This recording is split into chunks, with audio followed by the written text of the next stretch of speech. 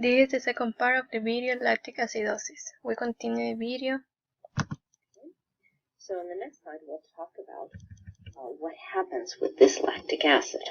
On the previous slide, we saw that cells with insufficient respiratory capacity release lactate, eventually to go out into the blood. Cells that do have sufficient respiratory capacity take up that lactate and a proton and utilize that lactate. So again, lactate dehydrogenase, the enzyme lactate dehydrogenase, is essential here. It, of course, like all enzymes, works in both directions. It can take the reduced lactate and transfer electrons from it to NAD+ to make NADH, resulting in pyruvate. That pyruvate can enter the mitochondria and go through the TCA cycle and produce more ATP in those cells. Okay, in hepatocytes, that lactate can be taken up, converted to pyruvate again, and be utilized to make glucose in the process of gluconeogenesis. This is really important during exercise, in which skeletal muscle produces lactate, releases it into the blood. Hepatocytes take it up, shuttle it to pyruvate, and make glucose. The glucose then gets released, and the muscle can use more glucose. Okay, and this NADH again that was produced can be reoxidized down in these electron shuttles, assuming that there's plenty of oxygen and sufficient respiratory capacity. Now, on the next slide, we'll talk about when lactic acid builds up, causing lactic acidosis. So we've seen that it's the normal state of affairs in the body for some cells to be producing lactate, release it into the blood, and other cells to take up that lactate to utilize it. Okay, this is constantly happening. Our red blood cells are always making lactate. Some of our muscle cells produce lactate and release it into the blood, skin cells, etc. So what's the difference between this normal production of lactate and the pathologic state of lactic acidosis? That has to do with the quantity of lactate that's produced and the inability of the body to take up that lactate and reoxidize it effectively to pyruvate. So it ultimately comes down, once again, to this ratio of NADH to NAD+ in the overall body. Okay? And recall that NADH, in order to be reoxidized to NAD+, ultimately gives its electrons and hydrogen to oxygen in the respiratory chain.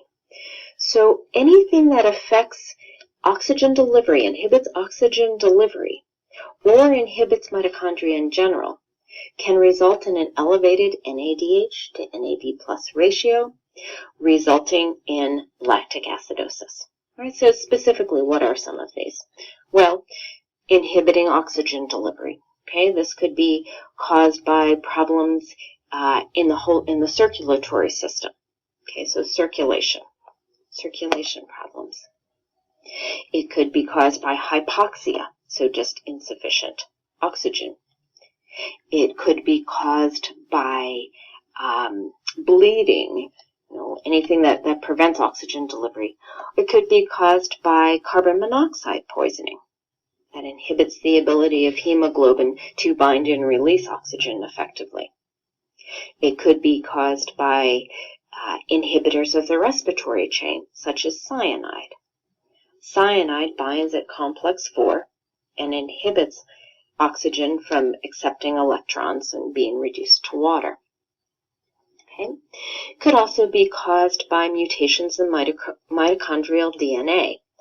Recall that all of the genes encoded on the mitochondrial DNA encode proteins of the electron transport chain and ATP synthase. So there are people who have mutations in mitochondrial DNA that end up with chronic lactic acidosis. Okay. Excessive ethanol consumption, alcohol consumption, can result in lactic acidosis. And we're not going to get into the details of that here, but you'll recall that ethanol oxidation results in lots of NADH production, shifting the ratio of NADH to NAD+ in the liver, and if there's sufficient ethanol consumption, that can actually result in lactic acidosis. So the bottom line of all this is that lactate production, excessive lactate production and lactic acidosis is the result of abnormally high NADH to NAD plus ratios in the body. We'll continue.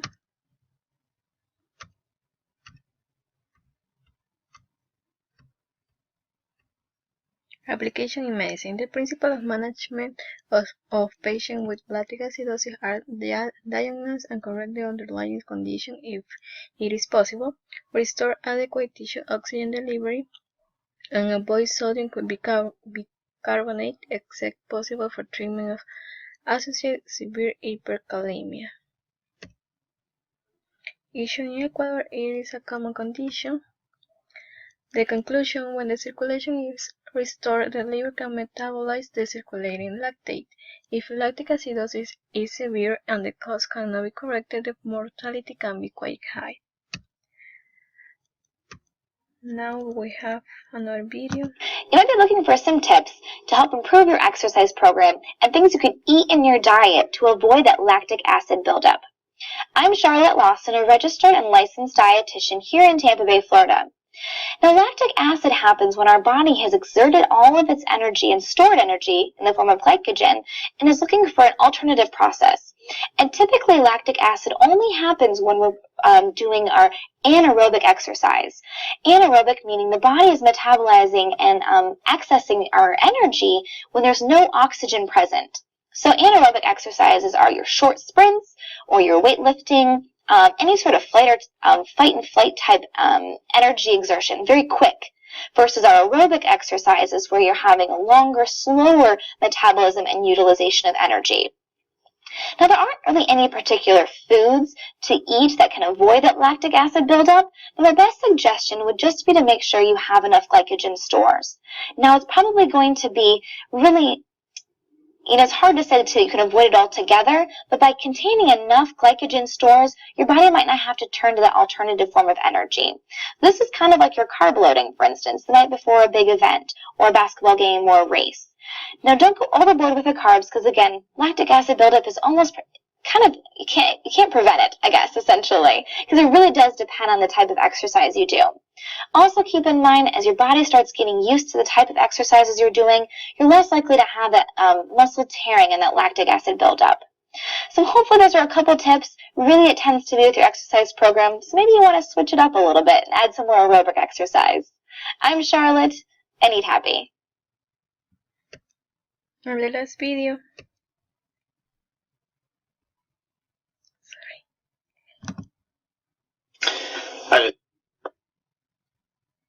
I'll say you want to work out. Hi, this is Rob, and I wanted to talk to you a little bit about lactic acid. A lot of people don't think much about lactic acid. You may not even know what that is.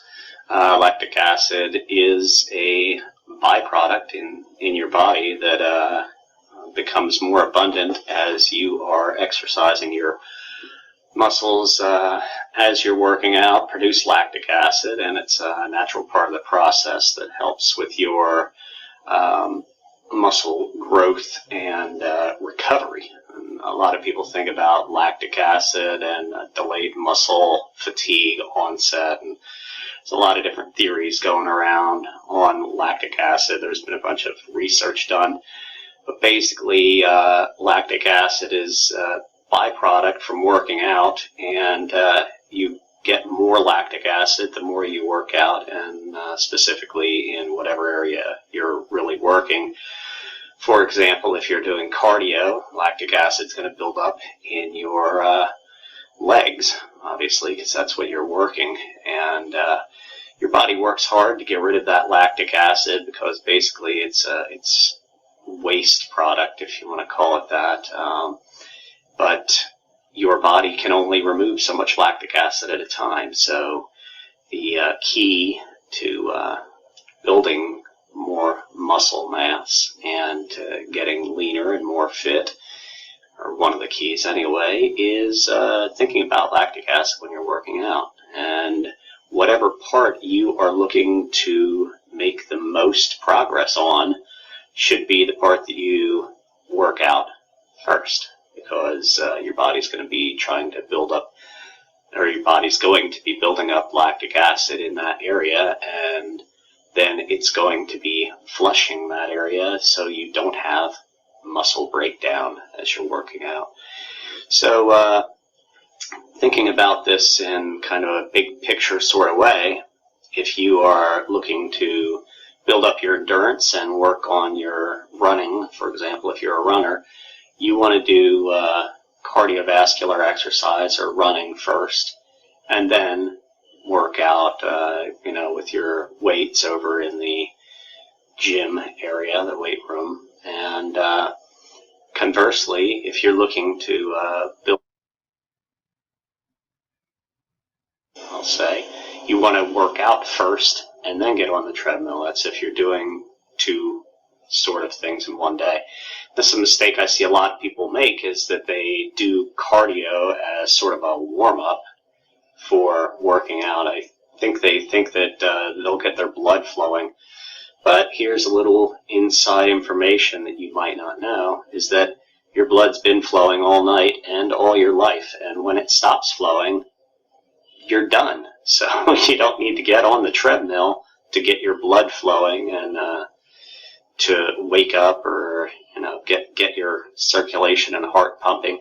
It's not going to do you any good, because what you're doing is building up lactic acid in your legs, and then when you go over to work out and pump your iron, your body's going to be working on getting rid of the lactic acid, and as it builds up in your arms, chest, whatever you're working, it's going to have less energy. I'll use that, that's not the right word exactly, but it's going to have less energy to remove the lactic acid from the part you're trying to work out and build, because it's still working on getting rid of the lactic acid from your cardio. So all you bodybuilders out there, make sure you hit the weights first and then do cardio as a warm down exercise afterwards.